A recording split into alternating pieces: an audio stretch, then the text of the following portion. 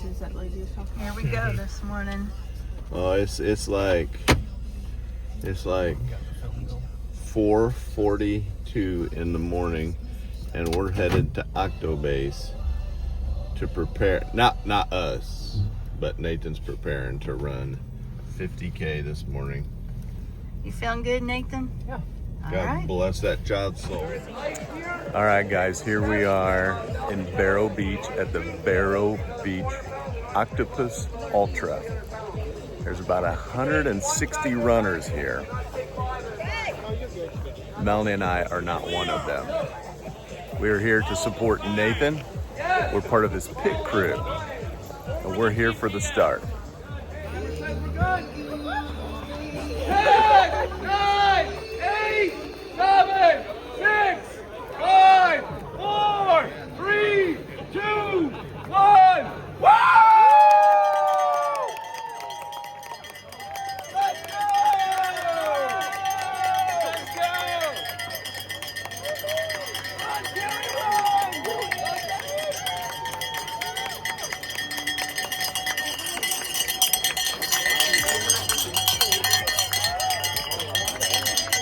Wow, as you might have seen from that particular video, that Nathan ran an ultra marathon yesterday, and through an extensive and highly competitive process, Melanie and I were selected to be part of his crew. Yes. And You made the Tatiana cut. was our crew leader. Chief. Crew chief, not She crew was leader. the She's the chief. Yeah, we don't want to mess that up. Okay, I don't want to get fired for the next one so early in the process. So, unlike, we've been to a lot of track meets, and been to a lot of different races and things like that, but in an ultra, you have to have a crew that sustains you, that supports you, that brings you things that you would normally need at most races. And we also found out that as part of Nathan's faith walk, he's also working on a documentary about this entire experience. So we also made the cut for the documentary, and he interviewed us. And and one of the things that we remembered that we hadn't thought about in a while, because a lot of people will ask what drives our family to do hard things. Well, there's actually a book called Do Hard Things, and that is a book that we were challenged to read when we were middle school Long teachers. time ago. It's by Alex and Brett Harris. And Nathan happened to be in middle school during that time, and so he actually read that book along with a Great lot book. of other Great middle book. school students. Very challenging. It's Christian based, and the crux of the book is that teenagers, it's a challenge for teenagers to rebel against society's push to make things easy, and actually ask them to do hard things.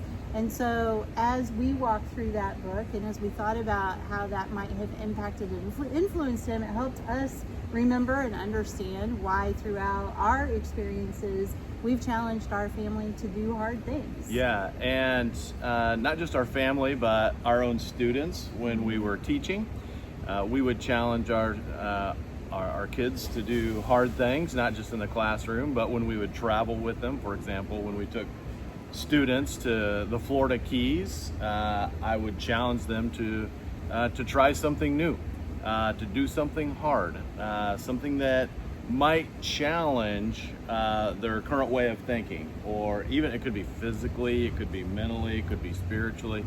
Some kids we saw jump off into the ocean for the first time. They're scared to death, but for them that was super difficult and super hard. Was there anything in our times of travel that either you had to do hard things or you challenged other people to do hard things?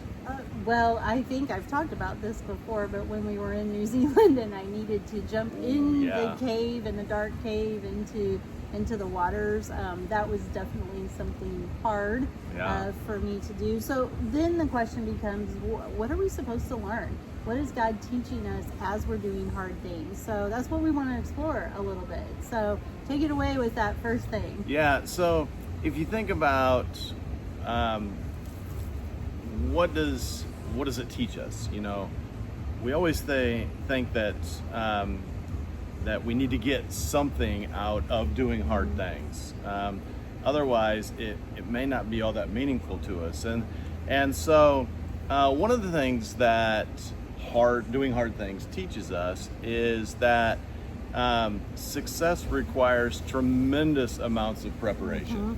And Nathan modeled that well for us when we arrived. No idea. He had No idea what it took. spreadsheets upon Spreadsheet after spreadsheet. all of the research he did to be prepared to run this ultra marathon. He knew exactly how much, they call it goo, he needed to make. He had salt tablets. He knew how much water.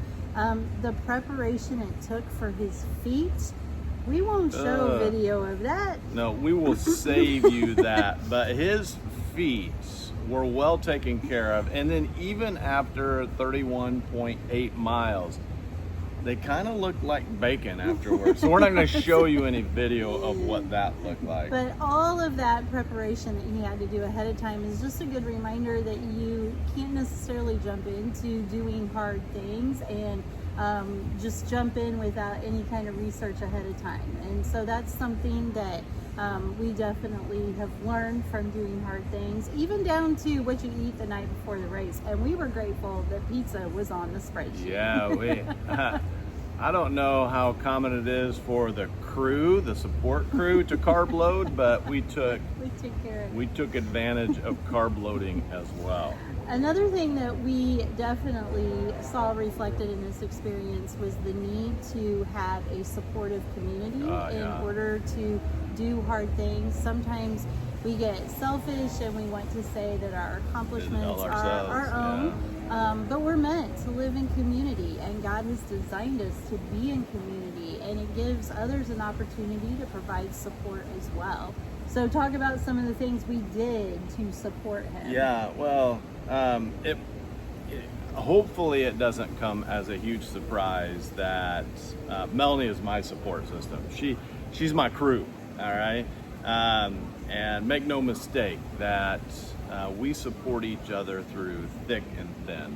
At least we try to. That's our goal. And so for some of you, that might be a small group. It might be really close type friendships. It might be a youth pastor or a pastor or a leader of some sort. But having the opportunity to be in community and support one another. Now in this race, oh my word, I didn't know that really what it took to sustain a person for like 32 miles. But in the Florida heat, oh my in gosh, July. It was so hot and humid. For those of you who are in around the Huntington area, that would be like running from Huntington North High School up to Fort Wayne. All right, I couldn't do that. I probably should, 'cause I should probably choose to do that hard thing, but things like icing. Now, I don't mean like icing your muscles. We had to pack ice inside his runner's cap. We had to pack ice around his neck so that his arteries would stay cool and his blood wouldn't overheat. Tatiana had to make sure that he had toe goo that kept the friction from his toes rubbing up against each other and creating blisters. Yes, if I can Incredible. talk about that and give a shout out to Tatiana. We boy. talk about how we are each other's support system. It's been lovely as we're parenting adults to see the kind of support system Tatiana was willing to be for Nathan. That's just a beautiful example of how in marriage, when you find that person who's willing to support you, it makes all the difference. And so she definitely, and has sacrificed over many days while he's done his training as Yeah. well, and been incredibly supportive in Yeah, that. and a lot of times we think of just like the physical support, you know, making sure somebody's hydrated, making sure somebody has nutrition, those types of things. But in his race and in life, a lot of times all we need is a cheerleader, you know? Yes. And being able to like give somebody that extra encouragement and tell them that they're doing a great job and that they can complete the task, they can finish strong.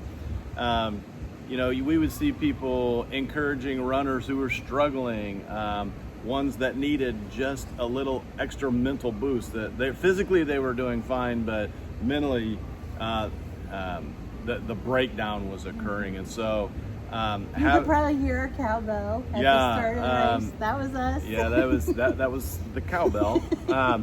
But you know, just having that extra little bit of encouragement was very important. And so we want to share with you one of our pit stops, our first pit stop on the beach in Vero Beach. All right, guys, here we are at Turtle Beach Access. Nathan's going to be showing up here pretty soon. He's been running about 45 minutes. Tatiana has got some hydration ready. Such a beautiful morning here. I'm trying to debate whether these are crazy people or just people that just are incredibly motivated to get up at 4 o'clock in the morning, start running. Amazing time here at Vero Beach. At our first pit stop. Woo!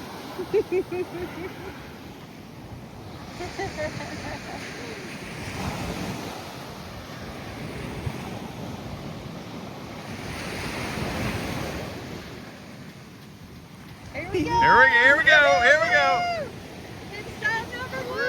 Gonna be slow today. You're looking good. Thank you. Woohoo. Thank you. You got this. Yeah, it's probably gonna be like 15 minutes after. It's all right. Just playing the. Oh, there's some doggies. Just trying to keep the heart rate down. Yep. Thank you. All right, keep it up.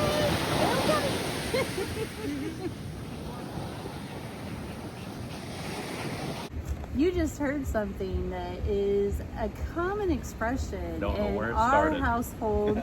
Dad is famous for saying it when we're headed out on really any kind of journey.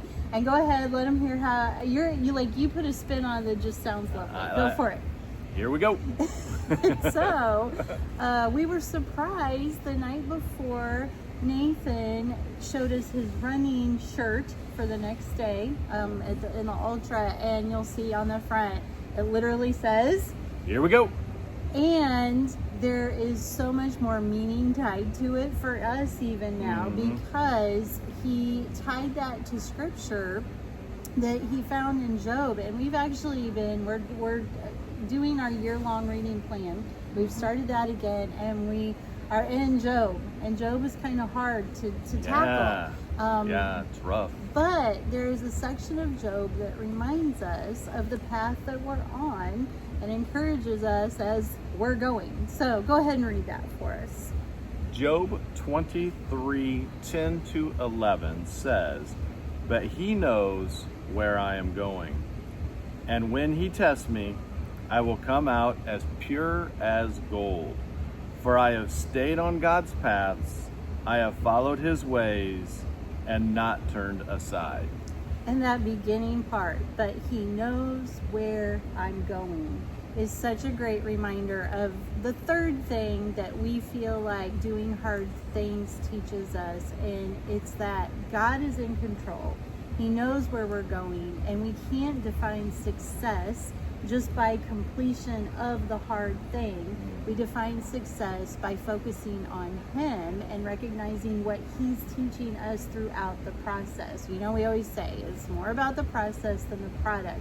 So as we're encouraged to do hard things, We need to remember that God knows the outcome. He's directing our steps. And so hard things are not meant to be something that we check off on our bucket list when they're complete. They're meant to be something that teaches us throughout the journey. And we even had opportunities at the end to witness a little bit. The final sign that we put together for Nathan has 2 Timothy 4:7, which is very fitting. I have fought the good fight. I have finished the race. I have remained faithful.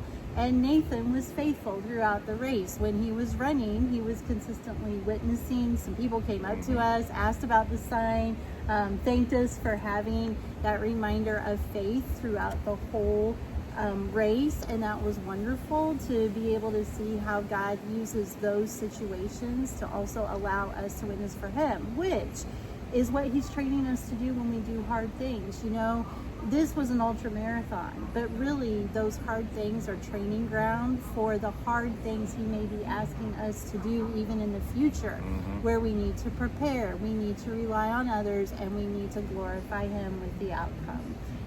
So, our challenge to you this week is to do something hard. What is something that you can do hard that you can dig deep and rely on God so that he gets all the glory? Amen.